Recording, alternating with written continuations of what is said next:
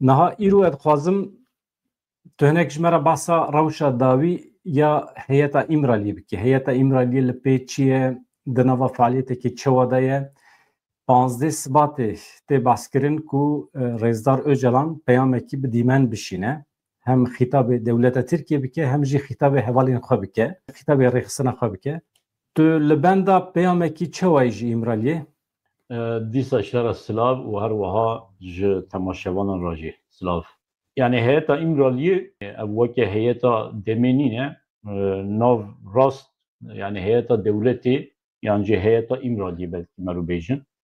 Yani du cara çû İmraliyê hat, daxuyaniyê ku dan yani li gorî min pir zêde naveroka daxuyaniyan tije nebû. Bi rastî me rû nizanin li İmraliyê çi tê axiftin. Heyeta ku diçe tê daxuyaniyê ku dide yani belkî pir kes bawer dikin heman tişt li İmraliyê hatine axiftin lêbelê ez bi xwe pir zêde bawer nakim. 15 Sibatê de tê gotin ku wê daxuyaniyeke nû ji İmraliyê derkeve. Heta yani li gorî medya Tirkan tê gotin ku mümkün e mesajeke Birêz Öcalan bi video bê weşandin an jî bêşandin ji bo Qendîlê. Ez bi xwe pir zêde hêvî nakim ku di 15 Sibatê de daxuyaniyeke bêdayîn. Ji ber çi? Ji ber ku yani eger bi 15 Sibatê de bi rastî daxuyaniyeke çawa tê xwastin bêdayîn yani li gorî min pir şaşe, şaşiyeke dîrokî be wê. Çima ji ber ku 15 Sibatê yani bi taybetî ji bo PKK rojeke reş e. Di roja reş de daxuyaniyeke bihêvî bêdayîn yani pir zêde jî divê mirov li bendê nebe. Heta ez dibêjim 15 Sibatê de mümkün e qet tu daxuyanî jî nêdayîn. Di meha Sibatê de mümkün e daxuyaniyeke bêdayîn bi çûyîna heyetê Cardin ji bo İmraliyê vegera heyetê ve mümkün e daxuyaniyeke bêdayîn lêbelê ez li benda daxuyaniyek çawa AKP û MHP li hêviyê ye nînim. Ji ber çi? Ji ber ku tê zanîn yani Qendîl va çend rojê daxuyaniya dide. Yani bi taybetî Qendîl dide xuyan ku daxuyaniyeke ji İmraliyê derbarê çekdanînê de bêdayîn pir zêde jî ji aliyê Qendîlê ve nayê qebûl kirin. Niha çûyîna heyeta İmraliyê ya Başûrê Kurdistanê mirov çi dikare şîrovê bike? Belê. Yani bi vê pêvajiyê ve girêda ye yani di destpêkê de jî zaten dihate gotin bi taybetî Birêz Mesûd Barzanî bi xwe di nava vê çarçoveyê de ye. Yani ew guftûgoyên ku têne kirin bi taybetî derbarê çekdanîna PKK de yani bê Başûrê Kurdistan ne mümkün e. Ev mijar di salên berê de jî ketibû rojevê hatibû nîqaşkirin taybetî. Yani belkî tê bîra hin kesan guftûgoyên Oslo hebûn, hevdîtinên Oslo hebûn. Yani wê demê jî bi taybetî herêma Başûrê Kurdistanê di rojevê de bû. Yani di nava weke xaleke guftûgoyan bû. Weke parçeyeke wê ez dibînim. Yani agahiyê minê ez net bidim tune lêbelê ez wisa difikirim ku bi taybetî di derbarê çekdanîna PKK de yani di herêma Başûrê Kurdistanê ve tê guftûgo kirin ji ber yani rolekî tu dibê rola Rêzdar Mesûd Barzanî heye ne divan hevdîtinan. Yani rola wî heye ez nabêjim niha lêbelê tê xwastin ku ew jî roleke wekî kesekî ku Partiya Karkerên Kurdistanê ji nêz ve nastikî bi salan e dişopînî gelo mümkün e rêvebirên vê partiyê rêvebirên kecekê di çarçoveya bangên Rêzdar Öcalan de biryar bidin partiya xwe fes bikin û çekan dayînin. Yani ev mümkün e ev senaryo. Yani divê mirov wilo li meselê binêre. yani PKK ev 5. sale di tekoşe. Yani dema meriv li dîroka hêzên çekdar binêrin bi taybetî hêzên ku tekoşîne û ji xwe re gotinên hêzên gerîla hema meriv dikarin bêrin emsalê PKK nîne. Yani li Laosê, li Kamboçya, li Vietnam û dîsa li İrlanda û her wiha li İspanya li pir deverê din dema meriv binêrin dema tekoşînê yani di navbera 23 sala da diguhere.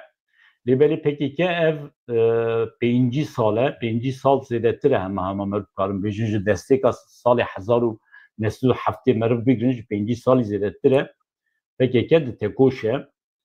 Ev tişteke girîng e bêguman. Yani meriv dikarin bêjin 5 sale PKK damga xwe li dîroka Kurdan xestiye. PKK ve 15 sale dixwaze lêbelê çeka da nayîne ev bi helwesta dewleta Tirka girî daye. Niha dewleta Tirk helwesta xwe diguhere yani em wilo dibînin mecbûr e biguhere şert û mercên konjonktûra siyasî ya herêma rojhilata navîn û her wiha ya cîhanê dewleta Tirk ferz dike ku xwe biguhere. Lêbelê dewleta Tirk dema xwe diguhere tim berjewendiyê xwe difikire. Tenê berjewendiyê. Mesela canan bi wesîleya YouTube'ê yan jî xebatê me televizyonê ez heyranê ciwanên Rojavayê Kurdistanê me. Genç telefon dikin rojnamevanê me yê ciwan tu nêrî pir xweş xwe îfade dikin.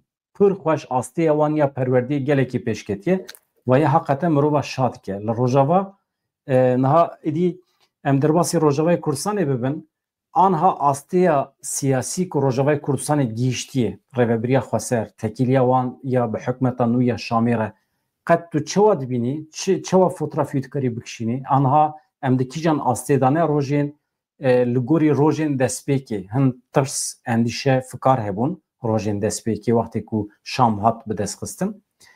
Li gorî roja ewil û îro tu bidî berhev Kurd zêdetir bi quwet bûne, bi hêz bûne yan rewş çawa ye hêjî hasas e gelo. Belê yani ez bixwe di rojên destpêkê de jî yani dema HTŞ ji Îdlibê derket ber bi Helebê, Hema Humus, Şamê çû wê demê jî min bixwe tirseke yani ez nefikirîm ku ji bo Kurda tişteke pir xeter wê çêbibe. Çima ji ber ku ji HTŞ zêdetir peyê de xwedî tecrübeyekî ye. Yani Kurdên Rojava xwedî tecrübeyekî ne. HTŞ tê zanîn bi taybetî ji sala 2017 da li Îdlibê ji xwe re Ergalek eweke em bêjin derfetên Xweser ji xwe re çêkir û tecrübe li wê derê ji xwe re pêşxist. Lêbelê peyê de ji salê 2012 virva. Yani hema 6-7 sala ji HTŞ zêdetir dirêjtir li Rojava xwedî tecrübeye. Ne tenê xwedî tecrübeyeke eskeriye her wiha xwedî tecrübeyeke civakiye jî civakê bi rêve dibe. Û her wiha perwerde dimeşîne. Dîsa duwarê aborî da, duwarê dîplomasiyê da kar û xebateke girîng dimeşîne. Yani tecrübeyeke li Rojava çê bibû ew tecrübe her ku diçe zêdetir jî li pêş dikeve. Ve yekê weke tirseke tucareke min nedît û HTŞ niha li Şamê ye iqtidar tê gotin di destê wî de ye lêbelê bi guman divê meriv nîzik bibin. Yani çiqas iqtidar di destê HTŞ de ye. Vê divê em baş bizanibin ku ew kesê ku aniha di nava rêxistinên dewletê yê Sûriyê kar û xebatê dimeşînin sedî heştê wî xebatkarê kevnin. Xebatkarê dema biasin.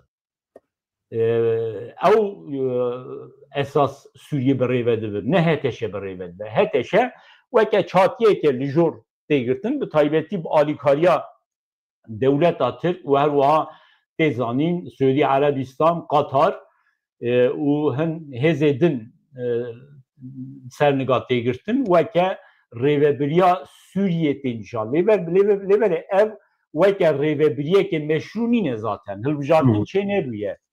û tê gotin ku heya 4 salê de jî wê hilbijartin çê nebe. Destûra bingehîn tune. Ji ber vê yekê Kurdên Rojava ji heteşê natirsin. Ji rêveberiya Sûriyê natirsin. Ji vir çend roj berê Mazlûm Kobanî daxuyaniyekê dabû, pir daxuyaniyekê di cî dabû. Gotû em ji heteşê xurttirin. Em çima ji heteşê bitirsin? Hêzê me leşkerî hem ji heteşê zêdetirin û hem jî tecrüba me eskerî ji ya heteşê zêdetir e. Duwarê aborî da jî dema me rû binêrin li nava Sûriyê yani bi awayekê giştî dema mirov li Sûriyê binêre hema sedî pêncî zêdetir dewlemendiya bin erd û ya ser erd li herêma Rojava ye û her wiha duwarê dîplomasiyê de jî me rû binêrin hêzên mezin yê cîhanê ku li dijî Rojavan e tinin. Yani çendî hêz statûya Rojava nehative naskirin ji alî van hêzan va yani Amerika, Rusya, Çîn, Yekîtiya Avrupa lêverê ev nayê wê wateyê ku di demê pêş de heta ne pir zêde jî dereng statûya Rojava wê ji alî pir hêzên cîhanê ve bên naskirin. Çima sebebekî din jî ew e ku yani tê zanîn heteşe bixwe weke berdewamiya El-Qaideyê.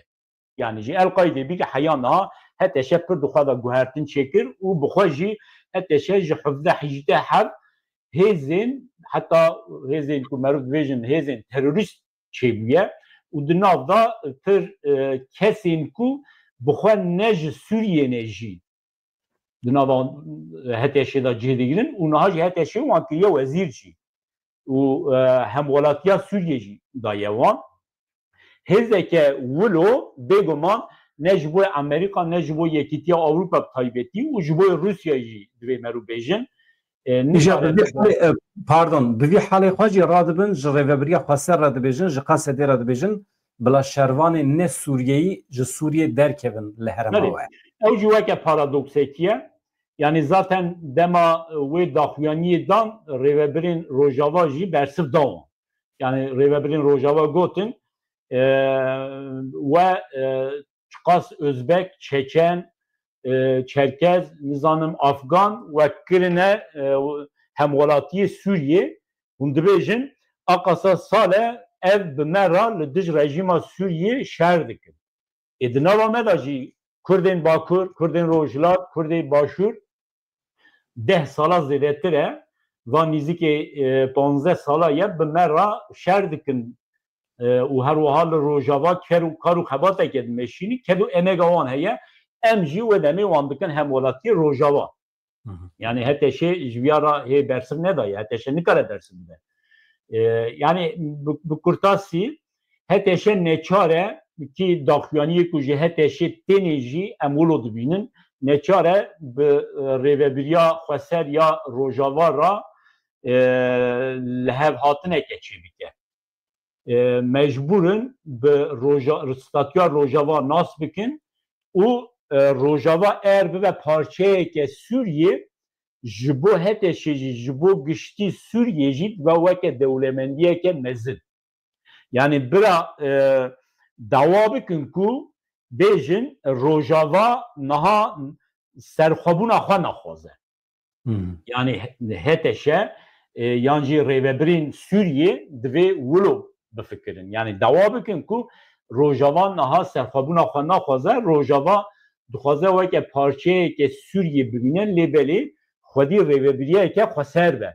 Ev ji bo berjewendiyê giştî yê Sûriyê weke derfetekî ye. Divê zanîn Başûrê Kurdistanê jî weke herêmeke otonome lêbelê di pir aliyan da Başûrê Kurdistanê bi rêveberiya navendî ya berda têva girêdaye. Mixabin peşmerge jî bo wê derê va girêdan. Peşmerge jî bi artêşa Irakê ve girêdan û dema Irak ji Bexdatê meaşê pêşmergan neşîne, pêşmergen nikarin zarê xwe xwedî bikin. Divê ev ji bo rojava weke dersek hema be. formîle bikin rêveberiya xweser divê bi her aliyê ve xweser be. Jalî aborî ve xweseriya xwe biparêze, di perwerdê de xweseriya xwe biparêze, yani sistema perwerdê müfredat nekeve bin bandora Şamê. Ji ber ku pergala wan, sistema wan, îdeolojiya wan dibe ku cuda be, ama di perwerde rêveberiya xweser dibe xweser be. Li gorî cewherî herêmê be. Me got ne mümkün e bi van gotinan, bi van daxwazan pekeke çeka dayne, ne mümkün e YPG jî biçe tevli artêşa navendî ya Sûriye bibe. YPG weke hêzeke rojava neçare li rojava bimîne. Neçare. Ji ber ku ji 2010 vir ve 15 sale li rojava bi hezaran, bi dehan hezaran Kürt şehit ketine. Hêza rojava çi hêza siyasî be, çi hêza leşkerî be, neçare ku vê tekoşînê bi xweseriyeke xweser, yani ne xweseriyeke weke Başûrê Kurdistanê, bi xweseriyeke rast divê vê tekoşînê bi encam bike.